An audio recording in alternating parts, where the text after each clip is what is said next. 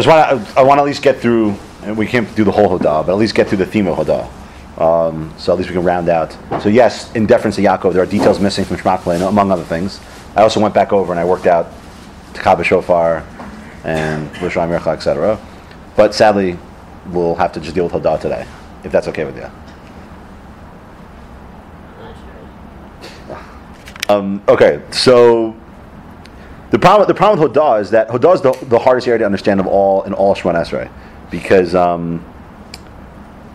you've got, well, let's just go through it and you'll see why it's so hard. But if I ask you firsthand the obvious question, what does Hodaa mean? You're going to say, thanks, right? Hey, thanks, like Thanksgiving.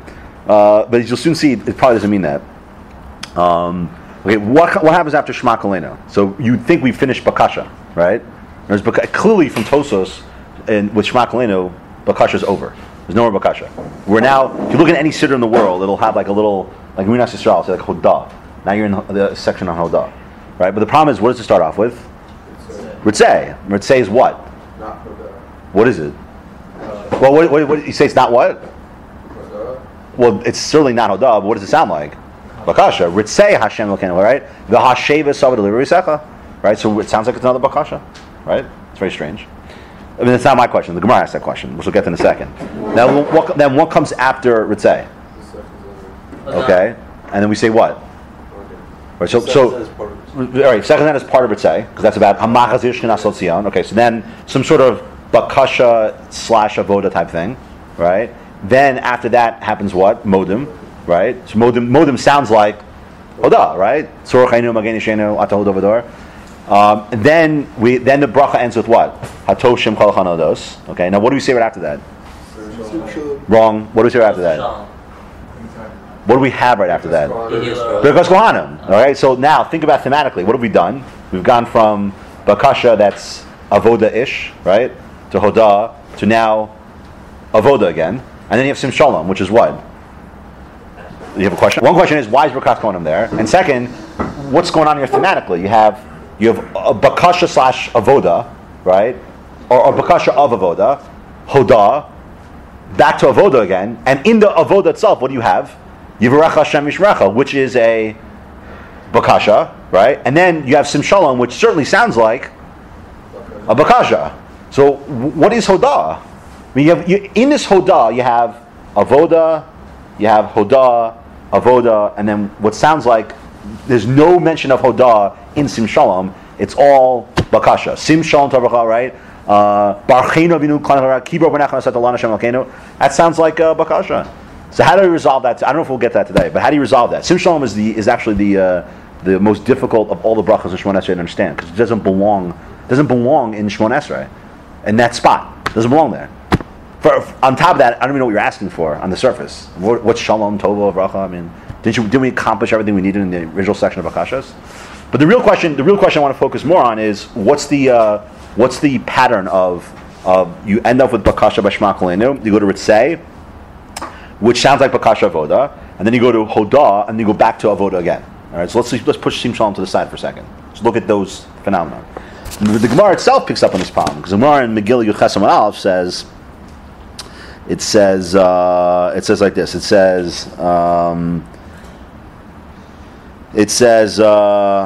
The question comes up: why did they decide to put Birkas Kohanim after Hodah? So you see, they're not looking at Birkas Kohanim as part of Chazar Shashatz. It's almost as if to say like Birkas Kohanim was part of Shemona Esrei. It's just that the Yachid doesn't say it. You know what I mean? Maybe they're just talking about that. They're not. This goes through all Shemona Esrei. Yeah. So the Gemara, right? So it's good to let the Gemara tell you the answer. So the Gemara says, the Gemara says what? The Gemara says it says like this. It says okay. So after Tefilah, the Gemara says after Tefilah comes Avoda, meaning Tefilah, which means Bakasha. After Bakasha, as you finish Shema Kolenu, now you enter into Avoda. Okay, because it says Olosehem v'zibchen ratzonam mizbechi. Okay, the Kavan Shabasa Avoda. Now, once you come to Avoda, you come to Hodah. Okay, and it quotes a pasuk. All right. So now, why did you put Birkas Kohanim after Hodah? So it's ignoring Sim Shalom for a second. Okay, so the Gemara says, it quotes a pasuk by Aaron, right? And then the Gemara says, really, that should have been Kodem Avoda. Meaning, what should have happened? You should have Ritzei and then Birkas Kohanim, right? It makes a lot more sense, right? Kodem avoda would be after. No, everyone learns that what it means is that it should be in avoda. It should be the preface to ritzeh, or it should be Right, preface to it. no avoda. Right, but that's part of avoda though, meaning that's not part of shmakolina. No one's suggesting it should be in bakasha. No one learns the Gemara that way. The Gemara is saying that in ritzeh should have been birkas kohanim and ritzeh, and then hodah. Okay, listen to the answer though.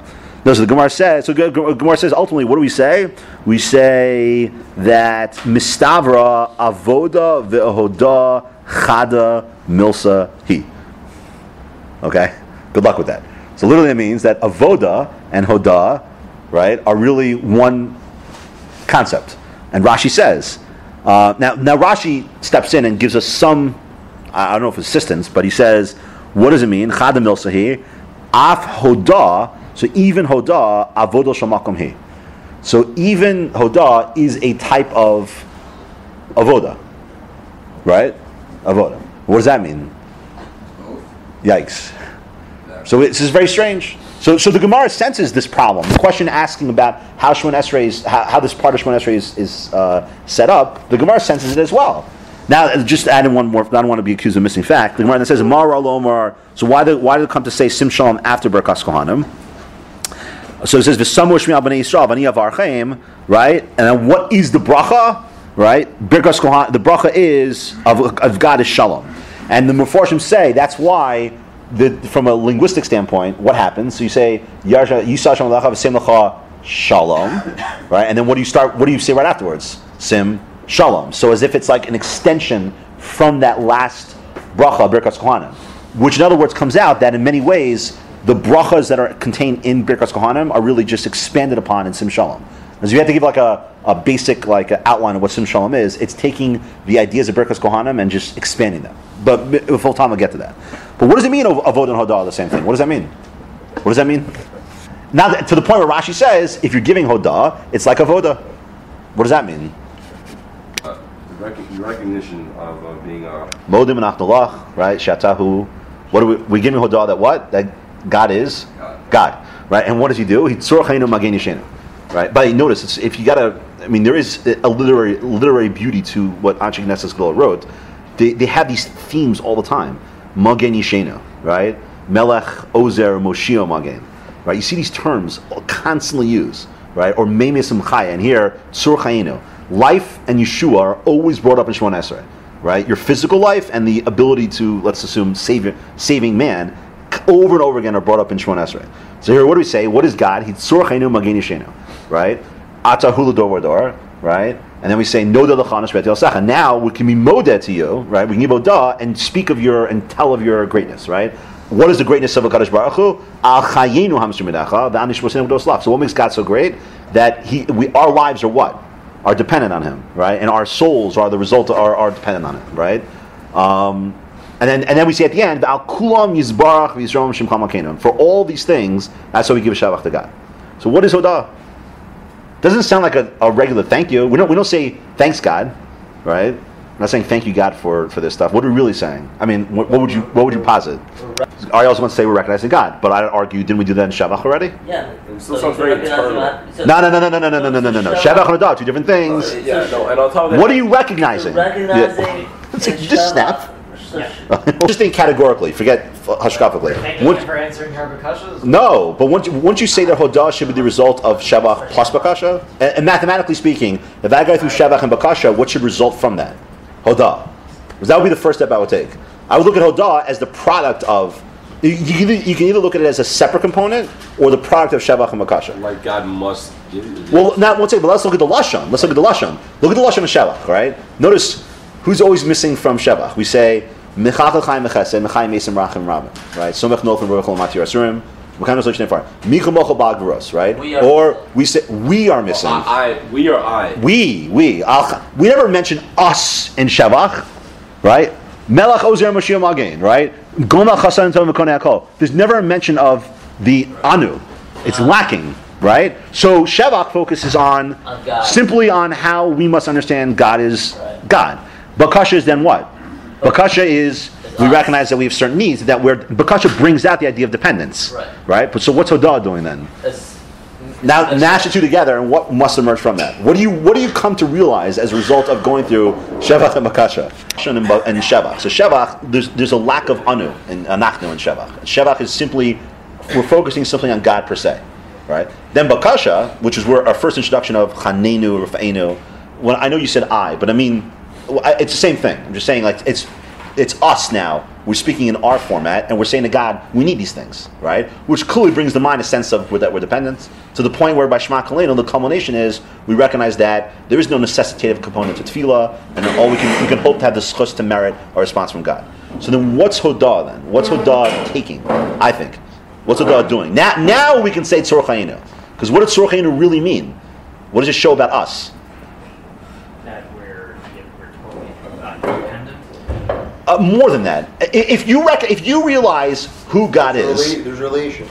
We have meaning what? Meaning? Relation between us and God. Oh, okay. That's what I think Hodaa is. Hodaa is like He's this. our rock. Shevach is, that's God. Bakasha is, I'm dependent. Right? Hodaa is, now I can truly understand my relationship with the Kadosh Baruch Hu.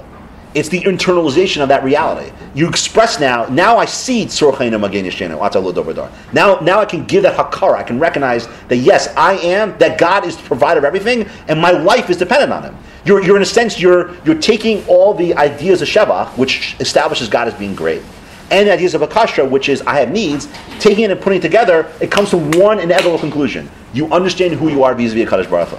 And who are you vis-a-vis Kadosh Baruch Hu? Nothing. Sorchainu, Magen Yeshenu, right? Al Chayenu, our lives, right? It's the only time in Shemon Esrei we bridge the two together. Al Chayenu, we're saying that our lives are tied up with you. You are the reason why we exist, right? We can't, not Rifa'enu or Esamach, which are details. This we're saying that who we are as an existence can't be for one for our Kadosh Baruch Hu. That's Hodaa. That's what you're recognizing, Hodaa. Hodaa is a recognition of who we actually are vis-a-vis Kadosh Baruch Hu. Nothing. We said that already. So, But there is a relationship. there is a relationship.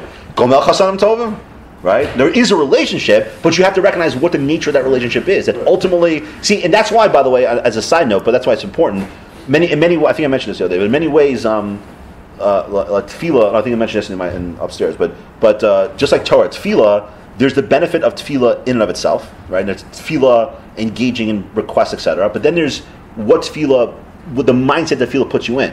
And that's why Tefilah must come before, that's why Tefilah starts your day, right? It sets the psychological character for the entire day. In fact, the Kuzari goes as far as to say that's why it's 3 times a day. Because now the day is one that's always defined by me understanding who I am vis-a-vis God. Reishis Chachma Yiras Hashem. The Yira must precede the Chachma. You must have Yira. You must know who you are vis-a-vis God before you can engage in proper learning. Without that, it's going to end up being like an exercise in futility. So that I think is really ideally. That I think is the idea of Hodaa. Yeah. No. It doesn't mean technical chachma. It's not a mathematical equation. It's not saying because one I have to. Isn't it chachma to know Rishis Chachma Yiras Hashem? That's what you're asking. Yes, it is chachma. No. But it is. No. It's not moving that way because it's only. Yiras Hashem means that there has to be a certain psychological state man is in prior to his entrance into chachma. That's what Yiras Hashem means. So what's chachma? Chachma is the ability to uncover the wisdom of God.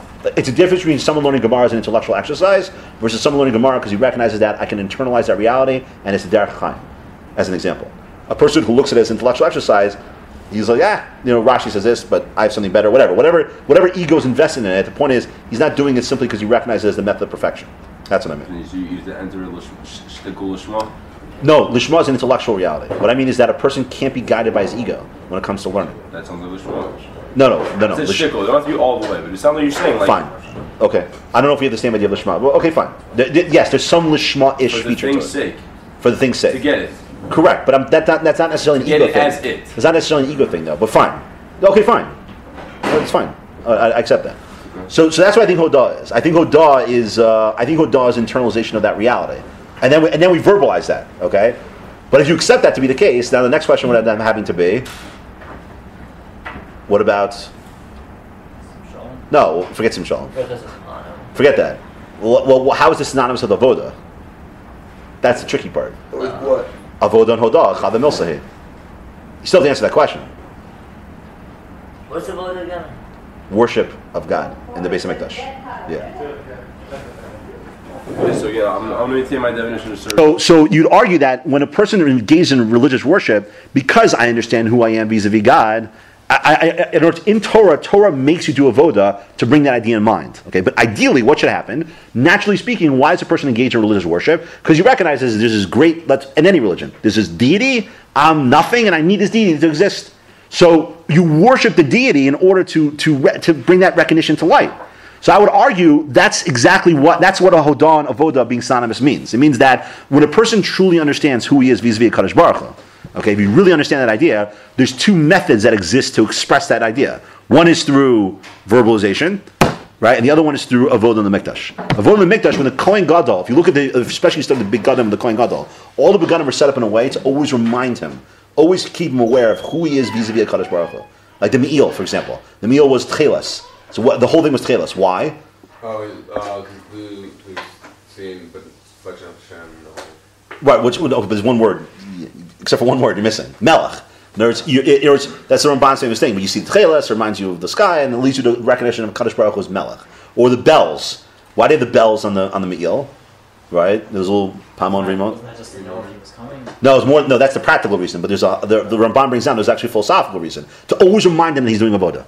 That who is he? That he is in a state of avodas Hashem, right? But it's always a reminder of who he is vis-a-vis Kadosh Baruch Hu.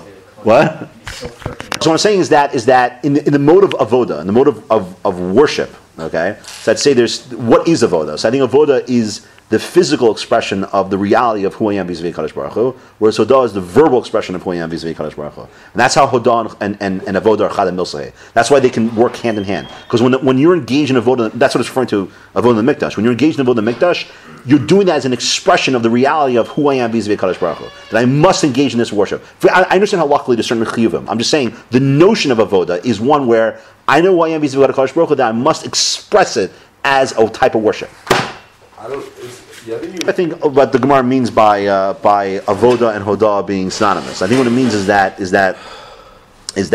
it's saying that there's the idea of who I am vis-a-vis Kadosh Baruch Hu. And when the Gemara uses the term hodah and avoda, it's saying those are two different expressions of that reality. One is the verbalization, that's modim and atalach, and the other one is avoda. But we don't have avoda in the Mikdash, but we have ritzei. So ritzei and that's why it's really one theme. It's ritzei, modim, and birkas kohanim are really one overall theme of expression of this reality of this relationship. The term hodah is the verbalization of that, and the term avoda is the physical expression of that. But they both tap into one universal idea of who I am vis-a-vis Kadosh Baruch Hu. So that's why I would say, okay, so even though they're synonymous, but factually speaking, ritzei precedes modim. Why? Because we did have avoda. Right, and meaning, but Avoda is the best. Avoda is the best. It seems like that is the ideal system. The ideal system. So it's interesting. We're not mevakesh. It's a funny bakasha. We're not mevakesh for like a bakasha like v'lushlaim ercha. Okay, that's where we can't. We're lacking. We need this to be able to be true of the Hashem. This is saying that in the system of recognition of who I am vis-a-vis God, that's the ideal way to do it. So we want to be able to express our hodah in the ideal way. That's how we say ritzei. You understand? Yeah. Well, what is? Wait, hold on. Johnny's saying very good. In other words, yes. One step is that you see that in the Seder of the Yom, right? Birkas Kohanim is the last step of the entire avoda. So that mimics the korbanos of the day, and Sim Shalom, as everyone brings down, is simply extending from Birkas Kohanim, right? So just the end. Right. Usually, davening ends at correct. And then the Kohanim do their avodah. Right. You have this. It's what I call the postscript. It's like the postscript to Tefilah. But it's interesting. So they all bring down. But why? Why does it end that way? Because they all say that it should end with a bracha. All right. No. Not a bracha to Hashem bracha. Like a bracha from God. Okay. There's an idea that we're mevakesh a bracha from Kadosh Baruch Hu. Everyone brings down. That's the idea of Birkas Kohanim to Sim Shalom. Again, so you got to just go love these transitions. Like so, you have in the avoda Birkas Kohanim, which is an avoda. In that avoda itself, you have what is said there, bracha, and that's like the last thing you end Shemona Esrei with. Within the avoda, this idea of we're vakesh from Kadosh Baruch Hu, Yivrecha Hashem Mishrecha, Yer Hashem Panav Lechunecha, Yisa Hashem. All those things are a request for bakasha. Of course, then the question is, what are we asking for? But I don't think we'll have time for that because that's getting into Yivrecha Hashem Mishrecha, what that is, along with Sim Shalom. But that's what they all say. They all say that that Atus Shalom is set up as. It's really Extender of. yeah, it's extending Berkas Kohanim, which really is an idea. I think the Abud Ram brings down. He says you must end. You always end with Divrei Bracha. That's the proper way to end something, with Divrei Bracha. Okay.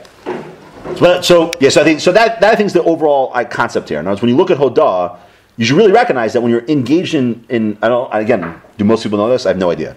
But when you say Ritzei and Modim and Berkas Kohanim / Shem Shalom, you should recognize they are one category of Hodah, right? But what does it mean? It means that there's one underlying idea of who I am vis-a-vis God, and then you recognize there's two expressions of it, and that's how Avodah and Hodah could be synonymous. Because they're really two different expressions of one universal idea. And that the idea that you have is really the result of Shevach and Bakasha.